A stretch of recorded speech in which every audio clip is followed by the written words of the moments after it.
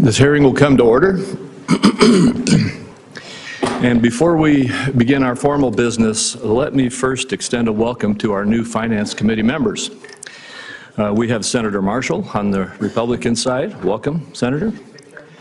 And on the Democrat side, we have Senators Lujan, Sanders, Smith, Warnock, and Welch.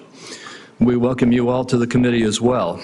You all bring great expertise to the committee, and we look forward to working with you. I'm also honored to lead this committee alongside Ranking Member Wyden.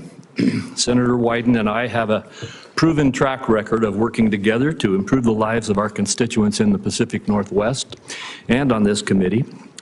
And we can and will do so again in this Congress. I look forward to working with you, Senator Wyden. This committee's jurisdiction, tax, trade, and healthcare policy reflects some of the most challenging matters that Congress confronts. The Finance Committee will continue its long tradition of addressing these matters in a manner that invites bipartisanship and delivers results to create opportunities for Americans.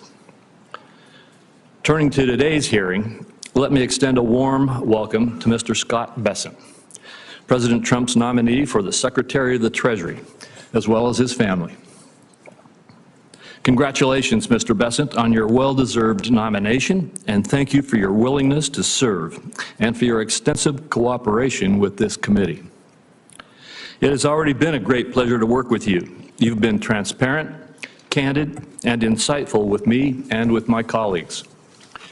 You've spent countless hours meaningfully answering our questions and according yourself with great courtesy, dignity, and professionalism. Throughout the committee's rigorous vetting process, and I think that our Finance Committee has the most rigorous process of any committee in the Congress, you have worked tirelessly to meet our long-standing diligence standard. It's clear that you followed applicable law and provided thousands of pages of documentation that substantiate your positions supported by major law and accounting firms. Thank you for your transparency and responsiveness throughout the Finance Committee's exacting process, and I look forward to continuing to work together with you. Mr. Bessent has worked for the last 3 decades as one of the sharpest minds in the global finance industry, including as an entrepreneur who started his own asset management firm. He taught economic history at Yale University, is a member of the Council on Foreign Relations, has served on the board of universities and nonprofits, and engages in a variety of philanthropic endeavors. Mr. Bessent, based upon your background, experience, and character, President Trump made an excellent choice in nominating you to be Secretary of Treasury.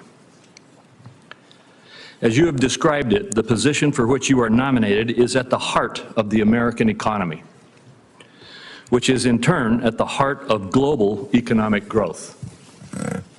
A Treasury Secretary heads the agency charged with supporting economic growth, representing U.S. interests before foreign nations and global financial markets and organizations, managing the federal treasury and overseeing financial institutions, to name just a few of the responsibilities. Past successful Treasury secretaries have understood business and financial markets, as well as foreign policy and national security, budgets, and regulation. They have worked collaboratively with Congress to enact the President's priorities. Additionally, they have been forthright and communicative. The next Treasury Secretary will have to work with Congress to preserve and build on the pro-growth Republican tax policies that have greatly benefited all Americans, as well as improve our global competitiveness through trade deals that create market access and combat China's unfair practices. As seen in the results of our most recent election, American voters resoundingly support returning to the robust economy that we enjoyed during President Trump's first term. If you're confirmed, I look forward to working closely with you to achieve these and other essential aims. Mr. Bessent, on behalf of my colleagues, I thank you for your willingness to serve and again congratulate you on your support and on your nomination, which I intend to support. With that, I recognize Ranking Member Wyden for his opening remarks. Thank you very much, Mr. Chairman, and I appreciate your introducing all the new members on both sides, and as always, your very kind comments about me. Very much appreciated. In a Trump economy, the winner's circle is small, and it's dominated by the ultra-wealthy. Working people and the middle class are on the outside looking in, and Trump and his advisors are indifferent to the problems they face each day. I've had more than 1,100 open to all town hall meetings in my state. I'll have several more this weekend. The second word I hear from Oregonians in those meetings is almost always bill. Grocery bill, medical bill, electricity bill. Americans feel held down by the cost of living. They look at the growing fortunes at the top and they weigh that against their sense that America's middle class just doesn't have the opportunities to really get ahead. The American people voted for change, and more than anywhere else, they want change in the economy. I don't believe they're going to get it from Mr. Bessent or Donald Trump. The centerpiece of the Trump economic agenda is extending his 2017 tax law at a cost of more than $4 trillion. Ultra-wealthy individuals who rake in millions each year would get tax breaks of hundreds of thousands of dollars. Families who live paycheck to paycheck would be lucky if they could just get enough to cover the grocery bill for a week. How does Donald Trump and Republicans plan to pay for their multi-trillion-dollar giveaways to the ultra-wealthy? For starters, they'll be offering across-the-board tariffs. And let's be clear about what that's all about. Trillions of dollars in new taxes paid for by working Americans and small businesses.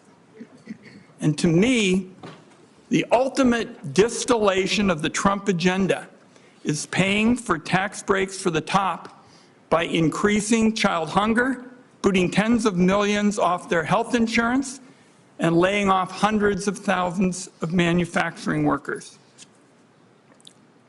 It feels to me like a class war on typical American families.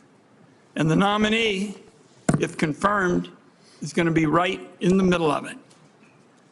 Donald Trump's going to be waging this class war instead of fixing what's broken about the tax code, which is there's a special set of rules that apply only to the ultra-wealthy. Make no mistake about it. Those ultra-wealthy people get to pay what they want when they want to, and often little or nothing for years on end. Mr. Bessent is a case in point. The taxes that fund Medicare are automatic for the vast majority of Americans. They come straight out of every paycheck. It's a civic duty that pays off as earned benefits down the road. But like a number of Wall Street fund managers, Mr. Bessent makes use of a tricky legal maneuver to opt out of paying into Medicare. It's a tax loophole that hurts Medicare but benefits him to the tune of hundreds of thousands of dollars each year. Now, the Treasury Department has gone to court to argue that taxpayers taking this position are violating tax law. Make no mistake about that. That's not me making the judgment. That's the Treasury Department. They went to court to argue that taxpayers who take this position are violating the law. I believe it's a big conflict of interest if the nominee is confirmed. Either he and his lawyers take the position that Treasury policy doesn't apply to the Treasury Secretary, or he blesses a loophole that lets Wall Street titans blow off their fair share of Medicare taxes. This is exactly the kind of abusive scheme that leaves Americans feeling disgusted with the tax code. They feel it every spring when they go to file their taxes through the big software companies as well. It's absurd that Americans get charged huge amounts of money to file their taxes every year. That's why a number of us in this room worked hard to create the new direct file program with resources from the Inflation Reduction Act and the Biden administration. It's a free option that allows taxpayers to file their returns directly to the IRS. No software middlemen picking their pockets or harvesting their data. It launched last year to rave reviews, and virtually nowhere in the Western industrialized world do we have the kind of bureaucratic, costly system we have today, and we're trying to change it. 35 million Americans across 25 states, 30 million Americans across 25 states are going to be eligible to use direct file this year. That's if it continues to survive. The software giants want direct file killed. Republicans are on their side, so maybe they're going to get their way. If they do, it'll cost American taxpayers hundreds of millions of dollars this year alone. Trump and Republicans aren't stopping there when it comes to siding with special interests over the typical consumer. The Inflation Reduction Act was the largest investment in clean energy in our history. It was largely developed in this room, and it took years to try to find the common ground around technological neutrality. And the more you reduce carbon, the bigger your tax savings. It's created hundreds of thousands of jobs. It's saving consumers money on their energy bills. And along with record fossil fuel production, it's brought energy security to a level not seen in generations. Our country is in a clean energy arms race with China and other powers. But unfortunately, these policies from Donald Trump and Republicans may prevent us from winning that arms race with China. That's because the Trump administration is talking about selling out the special interests and far-right ideologues that want to nuke the provisions of the IRA that help us promote clean energy. They want to keep in place the oil and gas subsidies that have been around for more than a generation, but eliminate the incentives that put us in the lead on clean energy. From what I've read, that's how the nominee sees it as well. That would be a recipe for higher energy costs, weaker energy security, and surrender to China when it comes to clean energy jobs and investment. In my view, that just defies common sense. I'll close with this. Many people, myself included, hoped that the president-elect would pick a steady hand for Treasury Secretary, someone who would be a moderating force, who'd work with all sides, and especially for the interests of all Americans, for a tax code that gives everybody in America the chance to get ahead, not just the people at the top. So this is an important discussion today, and I wish I had read something that would indicate that this nominee would be the kind of Treasury Secretary I described. That's why we have the hearing, to get his views. Thank you, Senator Crapo. Thank you very much, Senator Wyden. And today, we are honored to have our good friend and colleague, and now the new Budget Committee Chairman, Senator Lindsey Graham, to help introduce the nominee. Welcome, Senator Graham, from the great state of South Carolina. I want to thank you for joining us today, and I'll turn it over to you to introduce Mr. Bessent. Well, thank you, Mr. Chairman, and ranking member to all my colleagues, and there are only 100 of us. We know each other pretty well. This is my first appearance in the Finance Committee, probably last. Y'all work on complicated stuff, and I'm glad you like this stuff. It seems kind of boring to me, but it's important what you do, and I respect the intellect of the people on this committee because our economy needs the best minds that we can find on the Finance Committee. And we need a Secretary of Treasury that knows what he's doing, has the trust of the President, and loves his country. Your ship came in with this guy. So Scott Bessent's from South Carolina. He's academically gifted and real-world tested. He went to Yale, so nobody's perfect. When he told me that, I said, I don't know about that.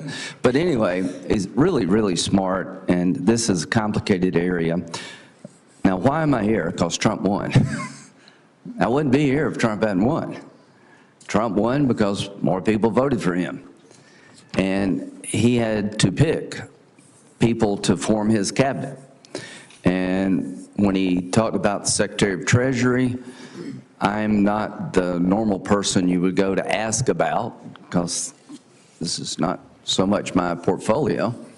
But when he mentioned Scott, I said, oh my God, home run, from my point of view. I mean, you talk about somebody who's academically gifted, understands the world. Scott, like any Republican president, would pick Scott. I mean, he's really understands the president and what the president wants to do. And the reason I vote for almost everybody, for every president, is I believe, colleagues, that every president deserves a cabinet that they know and trust and can rely upon. If I had to vote for people based on agreeing with them, I wouldn't vote for anybody y'all picked. That's not the standard for me. I vote for people who I disagree with because I think they're qualified. So I would just ask the committee to think for a minute, is this man qualified? Does he have the background and the intelligence and the character to serve President Trump and our nation's Secretary of Treasury? I think by any reasonable test of qualifications, he excels beyond the bare minimum to the highest level of excellence. But that's just my opinion. So my goal here today is to tell you a little bit about him. You've heard from the chairman about his success in the financial world, about his academic qualifications. He was born in Little River, South Carolina. Why do they call it Little River? Because it's little, and it's a river. It's in Horry County. How many of you heard of Myrtle Beach? Most of you. Well, this is somewhere between Conway and Myrtle Beach. At 9 years old, his first job was to set up beach chairs and umbrellas in North Myrtle Beach. And apparently you did well there, because North Myrtle Beach is thriving. He went to North Myrtle Beach High School, and he was voted most likely to succeed in 1980. And we have a high school classmate of his. What did they see in him? The same thing I see. Someone who really is talented and works hard and just a good person. The type of people that you think are going to succeed, but you hope succeed. So he lives in Charleston, in a really nice place. Going from Little River to Charleston is about a 2.5-hour drive, but it's a real change. Since I represent South Carolina, I like them both very much. He's married, John, his husband's right behind me. And they have 2 kids, Caroline and Cole, and they're absolutely adorable. And from a South Carolina point of view, we're really proud of Scott. I was over the top happy when President Trump picked him, because I know him. I know where he came from. The rich and powerful don't live in Little River. This is truly the American dream.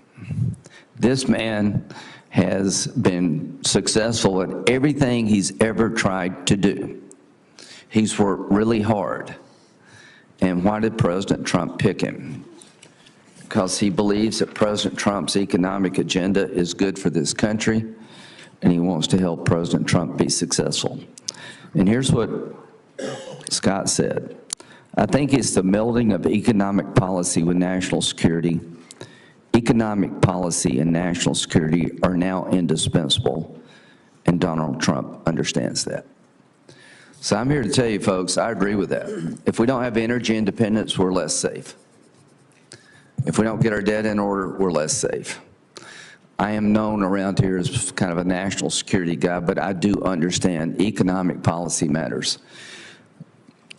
If you want to clean up the environment, a carbon fee seems to be a good way to do it, to punish China and India for bad carbon practices. Call it a tariff, call it whatever you want to do.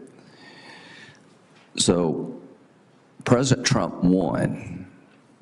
I'm here today because he won. I'm here today because Scott lives in South Carolina. I'm here today to tell you If you use qualifications as your test, this is the easiest vote you'll ever take. If your goal is to play like the election didn't happen, then I guess you'll vote no.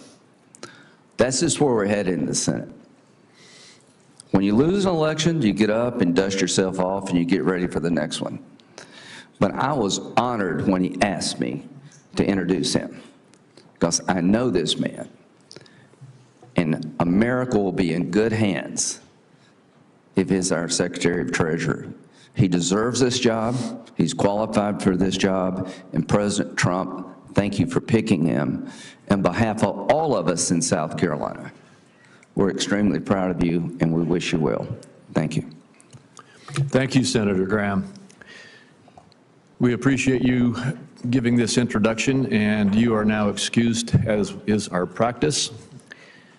And Mr. Bessent, before we turn it over to you for your opening statement, I have 4 questions that we ask all nominees who come before this committee. The first is there anything that you are aware of in your background that might present a conflict of interest with the duties of the office to which you have been nominated? No, sir.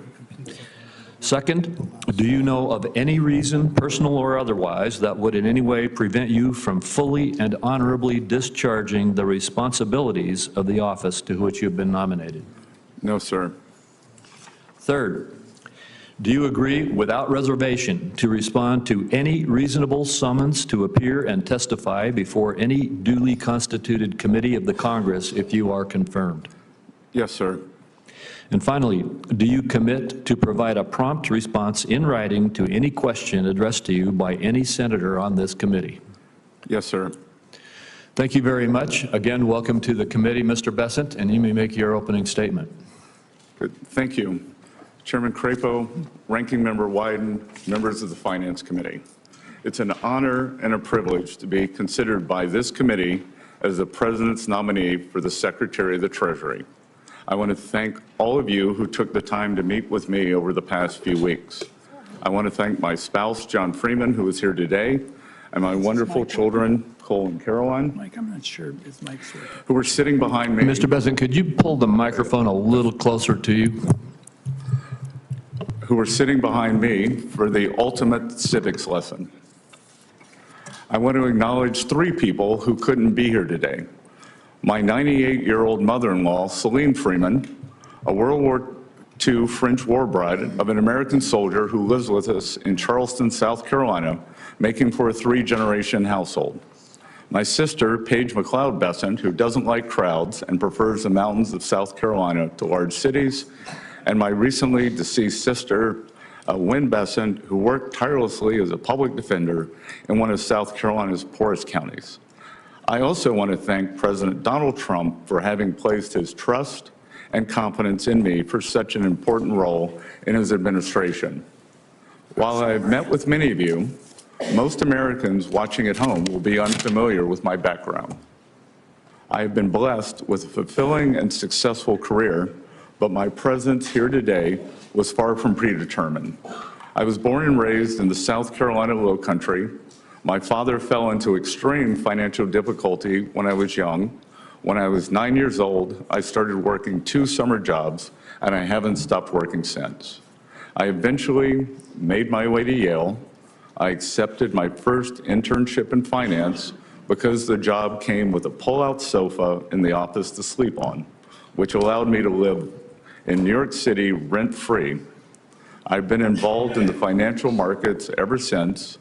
I've been fortunate enough to work with some of the world's greatest investors in a career that has taken me to almost 60 countries over 40 years.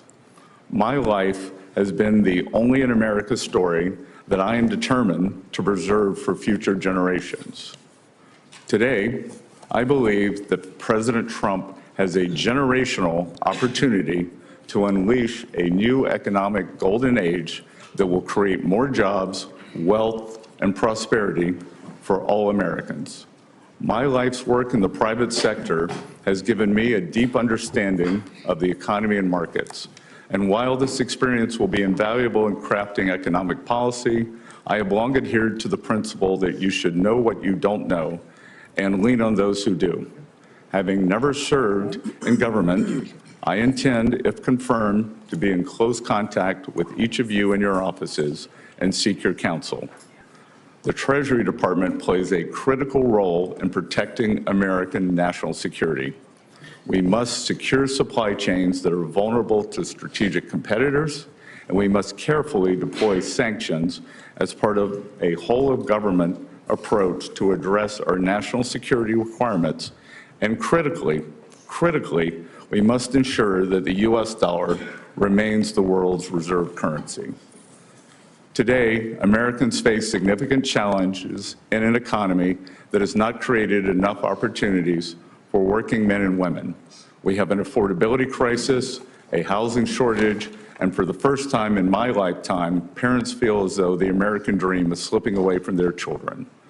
The federal government has a significant spending problem, driving deficits that have averaged an historically high 7% of GDP during the past 4 years. We must work to get our fiscal house in order and adjust federal domestic discretionary spending that has grown by an astonishing 40% over the past 4 years. Productive investment that grows the economy must be prioritized over wasteful spending that drives inflation. As we begin 2025, Americans are barreling towards an economic crisis at year-end. If Congress fails to act, Americans will face the largest tax increase in history, a crushing $4 trillion tax hike. We must make permanent the 2017 Tax Cuts and Jobs Act and implement new pro-growth policies to reduce the tax burden on American manufacturers, service workers, and seniors. I've already spoken with several members of the committee, as well as leaders of the House, about the best approach to achieving these important goals together. As President Trump has said, we will unleash the American economy by implementing pro-growth regulatory policies, reducing taxes, and unleashing American energy production.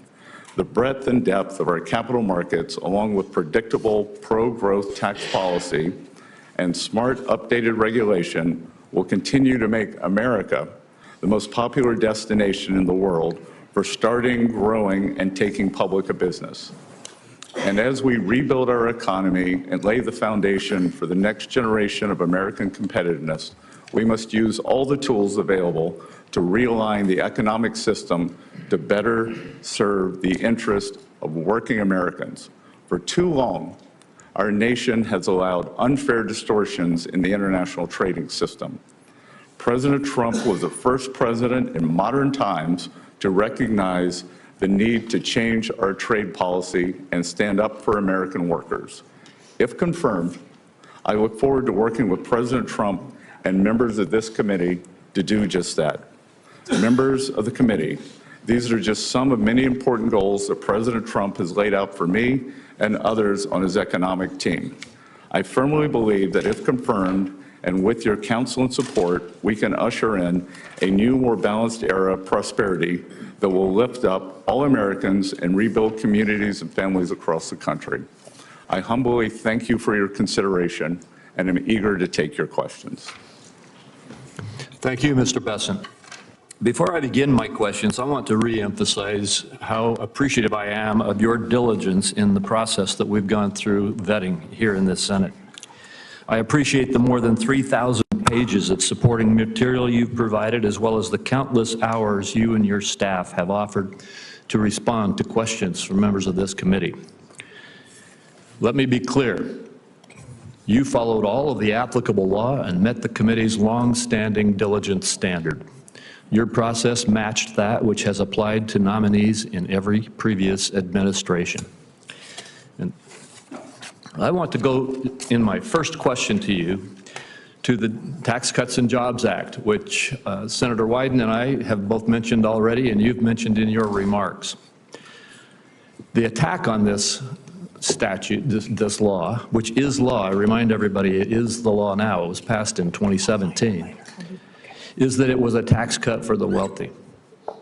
I appreciate you, Mr. Bessent, noting that it will be a $4+ trillion tax increase if we do not extend this law. And a point that I would remind all of my colleagues is that if that $4+ trillion tax increase happens, it's not just going to be something that impacts the wealthy. It is 2.6 trillion of it. The majority of it falls on people who make less $400,000 for a family with 2 taxpayers, for under $400,000 per year. That's the number that President Biden chose to say he wanted to protect it. 2.6 trillion of this tax cut hits those making less than $400,000. Moreover, massive amounts of it hit pass-through entities, small businesses across this country. This is not a tax cut for the wealthy that we're talking about. It is a tax increase on all Americans, the majority of whom are in the lower and middle income categories. My question to you is, one of our pivotal tasks is to make sure that this tax increase does not happen. Can you give us your perspective on the impact that would occur in this country if we allowed this $4 trillion tax increase to happen? Senator Crapo, thank you for this, and thank you for the meetings over the past few weeks. I've enjoyed working with your staff, and this is the single most important economic issue of the day. This is pass-fail. That if we do not fix these tax cuts, if we do not renew and extend, then we will be facing an economic calamity, and as always, with financial instability, that falls on the middle and working class people. We will see a gigantic middle class tax increase. We will see the child tax credit halved. We will see the deductions halved. So it will be what we call in economics, it has the potential for a sudden stop. And as I said, traditionally with these sudden stops, it falls on working Americans. Thank you. And I would just say to you, you may be aware of this, but the Tax Foundation has indicated that if we do sustain these tax cuts and protect them from expiring and stop this tax increase, that the extension of this policy would increase the growth of the GDP in the United States by 1.1% over time. Similarly, and I don't know how they came up with the same number, but the National Association of Manufacturers indicates that if we don't extend this tax relief, that there will be a 1.1% reduction in growth of jobs and development in our economy. It seems to me that as we are talking about what to do for America, that protecting America from a 1% reduction versus a 1% growth in GDP is a critical objective. Could you just give a little bit of perspective? I know you've just answered this question in another context, but could you just give a little bit more perspective on those kinds of dynamics? And I'm sorry, I'm going to try to keep to 5 minutes, and we've only got about 15 seconds left of mine, and I want to be sure everybody else stays on time, so I will too. Could you quickly respond? Well, Senator, I would just say that we saw the power of these tax cuts in 18, 19, and going into January of 20 before they were interrupted by COVID, and the great success that we had. Thank you. Senator Wyden. Thank you very much, Mr. Chairman. Let me say to the nominee, I've got 4 questions that I'm going to ask, and if we both can keep it brief, I think we can get to all of them, because I think it really frames for us what the debate is all about. I'm going to start by talking about the future of direct file.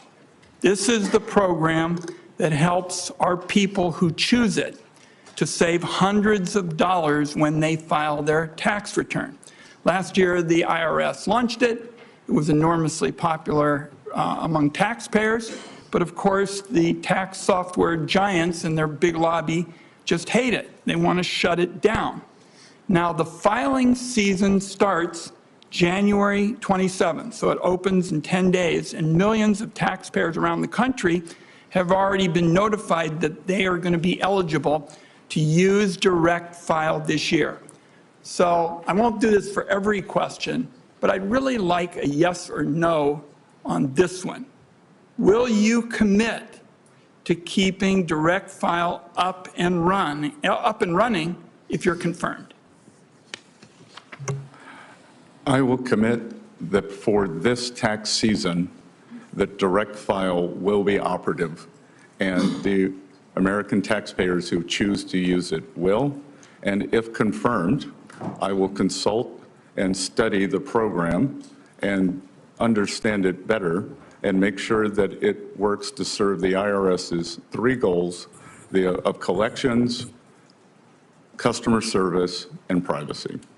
I appreciate the answer. It means that taxpayers are going to save, who choose to use it because it's voluntary, hundreds of dollars, and we'll have a chance to see once again how popular it is with practically everybody except the tax prep software crowd. On to tariffs. Donald Trump, with no plan and no strategy, says he's going to put across-the-board tariffs, blanket tariffs on all imported goods, which means that our workers and our small businesses are going to get clobbered with additional taxes on practically everything they buy from other countries. My question here is, who would pay these tariffs? Americans or foreign countries? So this, Senator Wyden, just to understand, so I can frame the answer correctly, do you believe that these tariffs are a consumption tax increase? I believe these tariffs, you can call it whatever you want in terms of trying to gussy it up. They're going to be paid for by our workers and small businesses. And all through the campaign, we heard they weren't, that foreign countries were going to pay it. I think that's baloney. It's going to be paid for by workers and small businesses. So, your response? Yes, Senator, I would respectfully disagree. And the history of tariffs and tariff theory, optimal tariff theory, does not support what you're saying. Traditionally, we see that the current, if we were to say use a number that has been thrown around in the press of 10%, then traditionally the currency appreciates by 4%. So the 10% is not passed through. Then we have various elasticities, consumer preferences may change. And finally, foreign manufacturers, especially China, which is trying to export their way out of their current economic malaise, they will continue cutting prices to maintain market share. Okay. That's an academic view of it. But what I know is the history of this is it clobbers people of modest means. They're the people who are going to get hit. And all through the campaign, there was a big show that it was going to be paid for by foreigners, not so. Two other questions I want to get in. And I already made it clear, and you and I talked about this. I'm for a tax code that gives everybody the opportunity to get ahead. You and I talked about my friend Bill Bradley. He and I have been working for this for years. Do you believe the tax code should treat wages differently than it treats wealth? Look, in any tax system that advantages and creates distortions, it is a change that, Senator, it is a decision that was made when the tax codes were written. And so every tax code involves the trade-offs and distortions in favor of other the gains. It sounds to me like you do believe that it's fine to treat wealth more favorably. I couldn't disagree more. The idea that a dollar earned by a hedge fund manager has more value than a dollar earned by a teacher or a factory worker, I just think it's a disconnect with the American people. One last question, and that is about the legislation that was written in this room that was the biggest transformation on clean energy in American history. That is our package that basically said the tax code as it relates to energy is a broken down mess. And we basically said we're going to have a technology neutral system. The more you reduce carbon, the bigger your tax savings. Now there is a big effort in the Trump administration to reverse it. I think that's going to be bad for the economy, but it is going to be damn good for China because we are in an arms race on clean energy with them. Are you going to be on the side of people who want to unravel this? Senator Wyden, just so we can frame this for everyone in the room, China will build 100 new coal plants this year. There is not a clean energy race. There is an energy race. China will build 10 nuclear plants this year. That is not solar. I am in favor of more nuclear plants. And I would note that the IRA, as scored by the CBO, is wildly out of control in terms of spending on the upside. Well, first of all, the clean energy package does protect nuclear because members on both sides of the aisle in this room wanted it to be that way. But if you're going to talk about fossils, the United States has achieved a greater level of energy security than we've had in generations. Oil and gas production is at record highs. And it's not just that, but it's about clean energy. And I'm very troubled by your position denying that we're in an arms race with China on clean energy, because we definitely are. Thank you, Mr. Chairman. We do need to move on.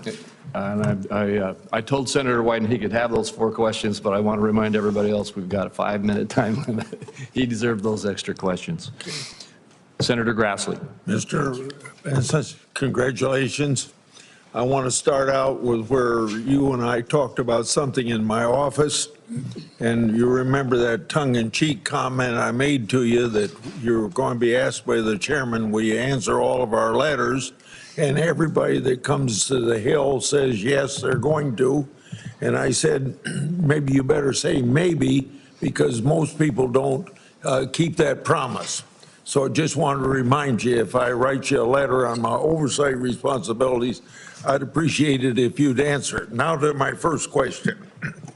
My Democratic colleagues believe, you gonna put that up? My Democrat colleagues believe the only solution to our unsustainable debt and deficit is higher tax rates on, and that ends up being on job creators and families alike. However, history proves that high tax rates fail to raise significant revenues. Taxpayers, workers, and investors are smarter than that. In other words, they're smarter than we in Congress that thinks that at one time a 93% marginal tax rate would bring in more revenue than a 70% tax rate or a 50% tax rate or a 30% tax rate or a 40% tax rate and so on. But as you can see from this chart, Congress isn't too smart because the taxpayers decide how much money they're going to bring into the federal treasury. Now, on the other side of the ledger, federal spending is at levels we've never seen outside of war and recession and still growing. So I'm making a statement to you, but if you'd like to comment on whether or not we have a fiscal imbalance primarily or a spending problem rather than a revenue problem. Senator Grassley, I enjoyed visiting you in your office, and will remind you that when we were talking about the American agriculture, that I may be the first Treasury Secretary nominee in a long time who knows what a section is, 642 acres, and am involved in the farming business. And yes, we do not have a revenue problem in the United States of America. We have a spending problem. That historically, for the past 40 or 50 years, revenues, federal government revenues, have averaged about 17 to 17.5% of GDP. And spending has been slightly over that, leading us to a 3.5% budget deficit, which is manageable because we have roughly 3.8% nominal growth, 1.8% real growth, 2% inflation. Today, as you stated, and to be clear, this is one of the things that got me out from behind my desk and my quiet life in this campaign, was the thought that this spending is out of control. we are spending about 25% of GDP. So as you said, 6.8 to 7% deficit. We have never seen this before when it is not a recession or not a war. And I am concerned because several times the Treasury of the United States has been called upon to save the nation, whether it was the Civil War, the Great Depression, World War II, or the recent COVID epidemic.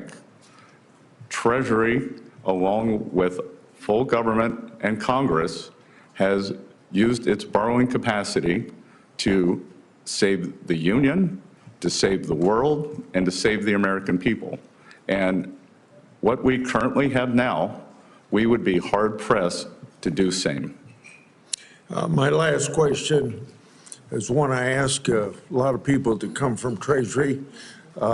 While I oppose tax hikes on individuals, families, and small businesses, I've long championed sensible policies geared towards shutting down tax loopholes and providing tools to IRS to detect tax cheats.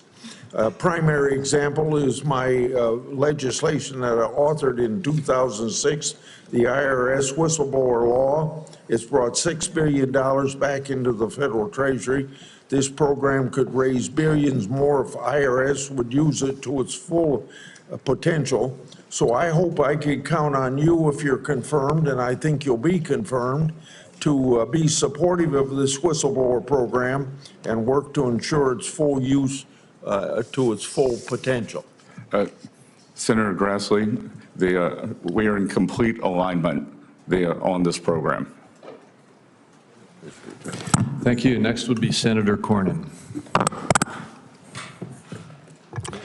Well, thank you, Mr. Chairman. Mr. Bessent, welcome to Washington, D.C. You're getting a taste of what it's like here, which is an out-of-body experience for most people who are not acquainted with it.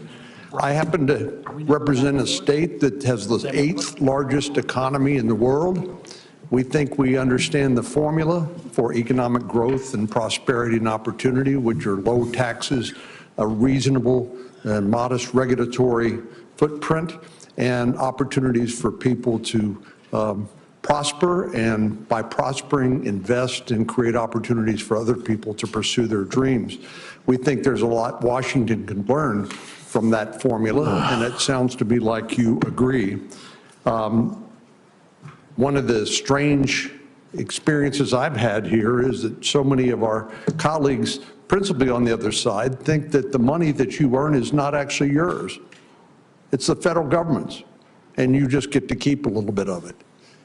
Conversely, I believe that the money that people earn is theirs, and they have a responsibility to pay taxes, but as you point out, an over-tax burden or large tax burden has a way of depressing the economy and reducing standard of living. So I'm grateful for your nomination, and I think you are exactly the type of individual that needs to serve in this important position, and I support your nomination wholeheartedly. Let me ask you, in the short time I have, one sort of obscure question and another one that we discussed in our office. As you know, the market for U.S. Treasuries is the largest market in the world at $28 trillion, and it's critical to the financial stability of the United States. There's actually a proposal for an entity to clear U.S. Treasury futures at the London Clearing House, which is overseen by the Bank of England. Some argue that the Bank of England would have control over heaven forbid, a default scenario in this critical market instead of the U.S. Is this a concern to you? Senator Cornyn, I enjoyed visiting in your office, and I would note that while Texas has more arrivals due to good economic policies, South Carolina has more arrivals as a percent of the population, also driven by our wonderful governor, Henry McMaster. I'm still going to vote for your nomination. I think it's 1,600 people a day in Texas, but go ahead. Yeah, everything's bigger in Texas, sir. You raised a very important question, and one that I will investigate. further, I was unaware until the past few days of this with the new exchange. What I can tell you is, as a student, a professor of economic history, that it is important for the U.S., for U.S. treasuries, for us to be able to resolve any stress issues in the market in the U.S. We saw during the Lehman Brothers bankruptcy that many of the problems emanated from the UK subsidiary. So this is something that, thank you for bringing this to my attention. And my inclination is that the resolution authority must lie here in the US, but I will get back to you in writing with an answer on this if confirmed. Thank you. You appropriately mentioned China as one of our biggest challenges. While I believe in free and fair trade, we know that some countries, principally the PRC and the Chinese Communist Party, don't play by the rules. Over the years, by some estimates, U.S. investments in Chinese companies have totaled $2.3 trillion in market value. That was at the end of 2020. That included $21 billion. These are American companies investing in China. $21 billion in semiconductors, $54 billion in military companies, and $221 billion in artificial intelligence. So it's pretty clear to me that U.S. investments have fueled China's economic growth, which has allowed them not only an increased standard of living, which is great for the Chinese people, but problematically, it's also allowed them to modernize their military and now threaten the peace in the Indo-Pacific and beyond. As we discussed, I've introduced a bill that would require transparency of American companies investing in China. And of course, the entity that would receive the reports from American companies that do that, and since it's strictly a reporting requirement, would be Treasury. What's your view of an outbound investment transparency requirement? Senator Cornyn, I believe that, as we discussed in your office, this is a very important issue. That the Chinese economy is the most unbalanced economy in the history of the world. They are using their surpluses to fund their military machine. In China, and I'm not going to try the Mandarin pronunciation for the sake of everyone in the room, but there is a phrase that is two words: military industrial, and military always comes first. So we should understand that, and that we should have a very rigorous screening process for, as you identified, anything that could be used in AI, in quantum computing, in surveillance, in chips, that the U.S. has the lead, and we must make sure that we maintain it through smart policies such as you and I discussed. Thank you. We need to move on. Senator Bennett. Mr. Bessent, thank you for being here. Mr. Chairman, congratulations on your position. We look forward to working with you, as I always have. Mr. Bessent, thank you for your willingness to serve.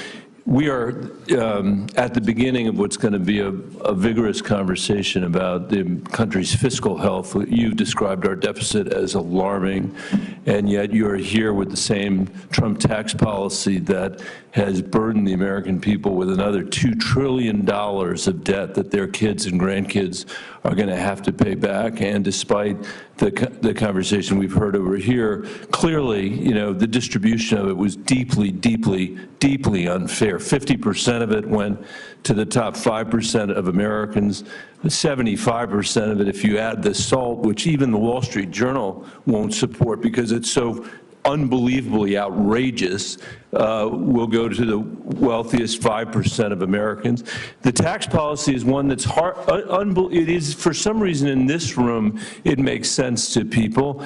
In America, I don't think there's been a mayor in the history of the United States whose tax policy has been to go to the people of New York City or of Atlantic City or even of Mar-a-Lago and said to them, I have an idea. I'm going to borrow more money than we have ever borrowed in the history of that community, and I'm going to spend it. And I would say, well, geez, I'm worried about that. I don't want us to borrow a bunch of money without knowing what it's going for. What is it going for? Is it going for schools? No. Is it going to compete with the Chinese in their defense? No. Is it going to pay for parks? No. Is it going to deal with the mental health crisis that we have in America? No. Is it going to pay to secure our border? No. What are you doing with the money, Mr. Bessent? What were you doing with the money, Mr. Mnuchin? What are you doing with the money, Mayor, in America? The answer is we are going to give it to the richest people in America, the richest people in our community, and expect that somehow that's going to trickle down to everybody else. That has been the Trump tax policy since the day he showed up, and no mayor in America would ever, with a straight face, say that's what they should do. And in fact, no America in history has done that. But to add insult to injury, you sit here, and Mr. Mnuchin sat here at his time and said, it's all going to be paid for by economic growth. We know that's not true. We know it costs $2 trillion. So while the benefit went to the richest people in America, the cost is being borne by the children of working people all over this country. And that's what's going to happen now. It's $4.6 trillion this time, not $2 trillion. And then you come here, and this is my question, Mr. Bessent, and you sneak into your opening statement that we have a spending problem, and what we have to focus on, as you said, is discretionary spending after your crocodile tears about how China is out competing us. And as you know, because you're a smart person, and you've spent a lot of time on Wall Street, just like your predecessor did, discretionary spending is about a third of